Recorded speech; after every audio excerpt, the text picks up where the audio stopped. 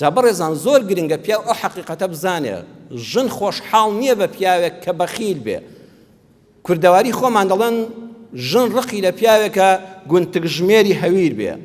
بزانێ وڵات چەندێکە خورمام هێناوە چەندی لێ ڕۆیشتووە هیوایە 100,000 دا بە ژنەکەی دەبێ وەکو حکومەت بۆی حیساب کات چەندی لە فڵان شوێنە و فەقیری وەڵا لە بیری شۆتەوە 250 لە کوێدا ڕۆیشتووە.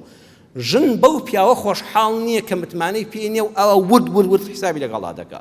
مادام ژنەکەت ماڵدۆستە مێردۆستە خۆشەویست و بەڕێز و ئەمیندارە ئەو هەموو لێپێچینەوەی لەگەڵ مەکە. پێغەمبەری خوا فەرمووی تەواو نەماوە زۆر ئاساییە. ژن کەسێکی خۆش ناوێت بەخیل بێ بە عاتیفە و سۆز، یعنی چاوەڕێ خۆی نەخۆش دەخا بەڵکو تۆ جارێک بڵێ گیانەکەم چۆنی. پیاوی وایە بەخیلە بە هەموو کەس بە قوربان دەبێ بەڵام بە ژنەکەی خۆی ناڵێ بەخیلە بەو خۆشەویستیەکە بۆی دەرببڕێ. ژن پیاوێکی خۆش ناوێ بەڕێزان کە بەخیل بێ بە گرنگی پێدان. تۆ لە دایرەی لە بەیانەوە حتاس جاری وایە ئێوارە ناڕۆیتەوە.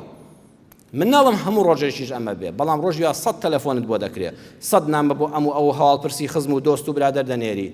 چەند جوانە ژنەکەش لە ماڵەوە چاوەڕێیە بە تایبەتێک ئافرەتی ماڵەوە بێ یەکجار هەواڵپرسی بکەی گیانەکەم چۆنی شکر سەلامەتی ئاگال لە خۆت بێ ئەزانی چەند دڵی پێخۆش دەبێت چاوەڕێ و گرنگی پێدانەیە لە پارە زیاتر چاوەڕێیەتی.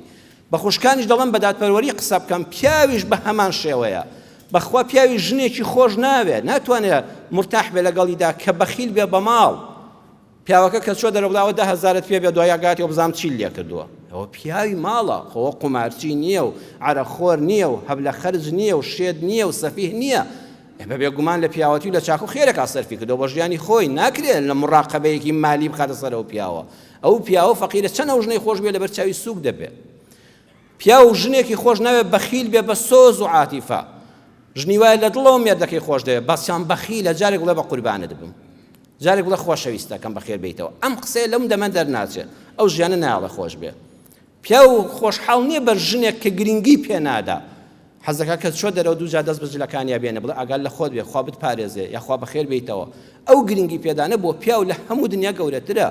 ئەبێ ژن و پیاو ئاگایان لەوە بێ. پێغەمبەری خوا صلی الله علیه وسلم متمانەی بە ژنەکانی خۆی هەیە.